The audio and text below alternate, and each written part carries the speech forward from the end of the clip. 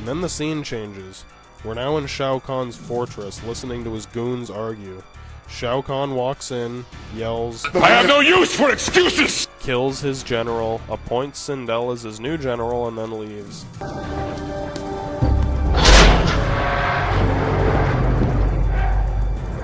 And then the next scene. Liu Kang wandering around in the desert. He finally finds a place with lit torches, indicating that someone must have been there recently. Then he gets jumped by a wolf. The wolf morphs into a man who looks like a Native American but sounds like Batman if he hung out with Bill and Ted. Pretty cool, huh? It's my Animality. Who are you? Wouldn't you like to know? We learn that he is Nightwolf, the guy that Liu Kang was looking for. So there's an insightful conversation, sort of, and an inspiring speech, compared to most of the shit in this movie. Basically, he's just saying that Liu Kang is not yet ready to face Shao Kahn, and that he must pass 3 tests to find his Animality, the supposed key to defeating Shao Kahn. We also receive a very important piece of information. Don't get cocky. The tournament had rules. This time anything goes. So toward the end of the conversation, basically Nightwolf's saying that he's got to put Liu Kang into a dream state to commence with the first test, and Liu Kang says he doesn't have time for the slow way, so the Nightwolf throws an axe at Liu Kang's head and it knocks him out cold. Katana is important, but to beat Shao Kahn, you've got to pass 3 tests. First one's courage. I don't have time for these stupid games! To test your courage and find your Animality, you've got to put yourself in a dream state. And just how am I supposed to do that? Well, there's a slow way, and there's a fast way. We don't have time for the slow way! When did Liu Kang become such a whiny little brat? All the characters in this movie act like children. It's so fucking annoying. We don't have time for the slow way!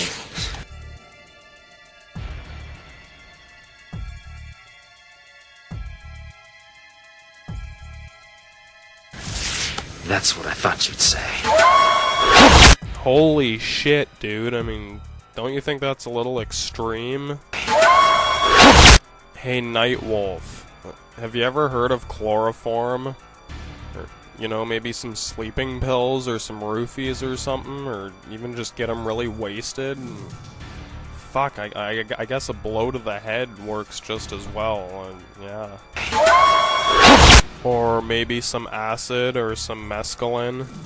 We don't have time for the slow way! Drink this sacred potion. What's in it? 151 rum and GHB. That's what I thought you'd say. Yeah, probably could have killed him, but whatever. Sweet dreams, Liu Kang. So Liu Kang starts tripping balls in some coma-like dream world fantasy. Shows him feeling guilt and despair for his failure to protect Katana. It even flashes back to his failure to protect his brother in the first movie. In the first movie, Rayden told the 3 main characters their major weaknesses, ones their enemies could exploit. Liu Kang's was despair. Despair is the most dangerous fear of all. This is like Liu Kang's personal demon that he has to conquer to be complete. This vision quest he's on reminds us of this struggle he lives with and brings some anticipation to see how he overcomes it and what awesome potential he could unlock once he had mastered it. While Shao Kahn taunts Liu Kang, Nightwolf fades in to remind him to find his Animality, his inner strength, inner fire, etc. Seems like a really good metaphor. Finding the inner beast to conquer your demons and achieve your true potential. It puts some anticipation and a little tension into the final showdown with Shao Kahn. All I can say is, don't get your hopes up. So we see Liu Kang start to physically change in his mind. You will fail! And then he wakes up, and suddenly it's snowing in the desert. Fuck, how long was that guy asleep for? He stumbles around for a second, and then an Asian woman wearing almost nothing walks up to him. Jade.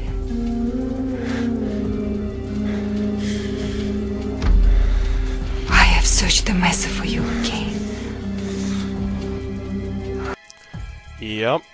There's nothing suspicious about this. It's just some woman you've never seen before wandering around in a frozen desert wearing a washcloth. And she just happens to know your name and she's looking for you. You know, when an army of freaks starts invading Earth, it's probably best to avoid the strippers wandering around in the desert. Anyway, she says something about being scared of dying alone. Like it's supposed to create some kind of passion between the two because she's almost naked and that's a really intense thing to tell a stranger. With you, King, I'm not afraid. Is she like a groupie or something? He obviously has never seen her before. She knows his name and is apparently in love with him or something. It's like if he was a celebrity and she was some starstruck fan who was looking for him so she could marry him. This is almost too good to be true. Okay, so she is a groupie. I guess even monks have celebrities. I wonder if Gandhi got harassed like this. The same could be said about you.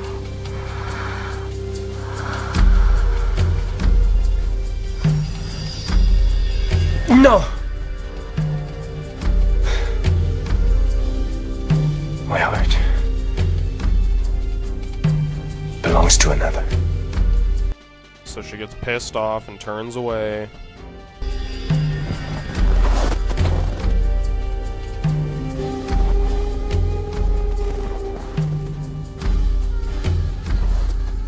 I can't. There's not much time left. I don't even know what the fuck that's supposed to mean.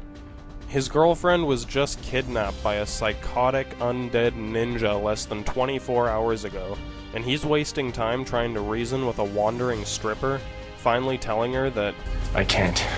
There's not much time left.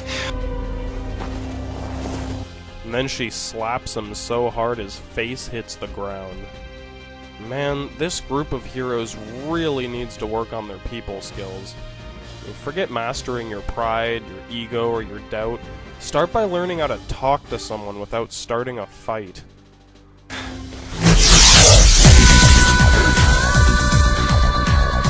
Seriously, these heroes couldn't negotiate their way out of a cardboard box. Fucking Batman is a better negotiator than these heroes. I'm Batman. Where were the other drugs going? Swear to me! Why? What? Where are they? Where are they?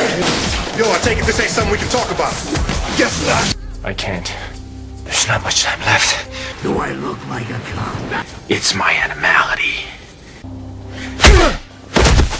So then the stripper lady teleports an outfit onto herself, which looks a little warmer than the last one. And now she's got a metal spear, too. Another thing these heroes need to work on? Before finding your animality, how about learning how to identify a threat? Is this just another dream? Yes, must be a dream, so I'll wait till that spear is 2 inches from my face before I take this seriously. So she kicks his ass while taunting him. She throws the spear at him, he dodges that shit like the Matrix. Oh, but this movie came out before the Matrix. Don't tell me. She gets him down again, she starts toying with him, giving him funny faces. I've seen that look before, I know what that expression means. I told you Outworld was taking people. Anyway, she finally lets him pin her down, and she starts giggling like a schoolgirl. I'm surprised she didn't ask if he wanted her to teleport both their clothes off. First you betray me, and now you laugh? Betray you? Seriously? You've known this woman for less than 3 minutes. She tried to make out with you, and then she kicked the shit out of you. Did the writers even have a dictionary? The only people who have been betrayed are the millions of Mortal Kombat fans who saw this movie. First you betray me, and now you laugh? You are even more pure and faithful than I heard. Really? Wow. The legend of Liu Kang must be pretty raunchy. If this is how he reacts to horny women, I'd hate to imagine what she'd heard before this. This is a great lesson for all those kids who were apparently supposed to be the audience for this movie, eh?